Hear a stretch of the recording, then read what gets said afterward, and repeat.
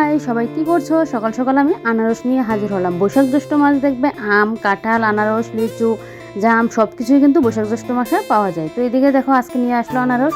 আজকে না, এটা নিয়ে আসছে কিন্তু কালকে। তো 2টা আনারস এনেছে নাকি 60 টাকা দিয়ে। তো আমার ঘরে তো যে কোনো ফল আনলে আগে ঠাকুরকে দিই, তো ঠাকুরের জন্য একটা রেখে আমার ঘরে নিয়ে আসলাম একটা, মানে রান্না করে নিয়ে আসলাম একটা। তো আজকে আনারস দিয়ে করবো টক। তো বরের ইচ্ছে আনারসের টক খাবে, কদিন যাবতই বলছে। তো তাই কালকে নিয়ে আসলো আনারসটা।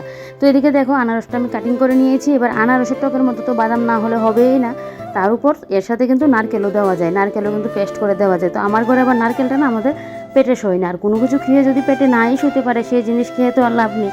তার জন্য নারকেলটা কিন্তু আমি দেই না, শুধু বাদাম আর আনারস দিয়ে কিন্তু আমি টকটা আজকে করবো। তো এদিকে দেখো এবারে আনারস তো দিয়ে দিলাম ছোটো ছোটো করে কেটে, আর সাথে কিন্তু আমি বাদামটাও দিয়ে দেবো। বাদামটা দিয়ে এবারে ভালো করে কিন্তু একটা পেস্ট বানিয়ে নিব। তোমরা চাইলে কিন্তু এটা শিলনোড়ায় মানে বেটে করতে পারো।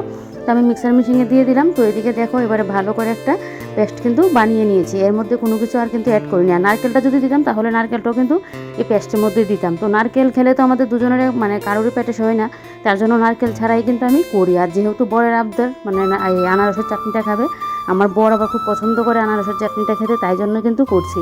দেখবে কদিন যাবত যেবার আমার ঘরে হবে, সবেমাত্র তো আনারসেরই আসলো, দেখবে কতদিন মানে খাওয়া হবে।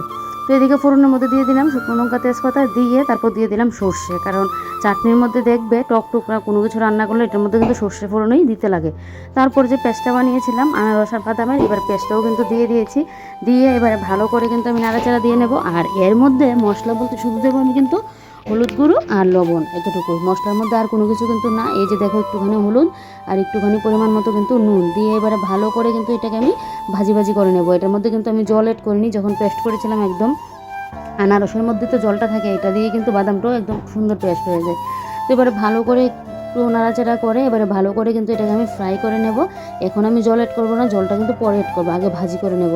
তারপর দিয়ে দিলাম পরিমাণ মতো এখন চিনি। তোমরা চাইলে এটা মানে মিষ্টিটা যার যার মতো করে দেবে।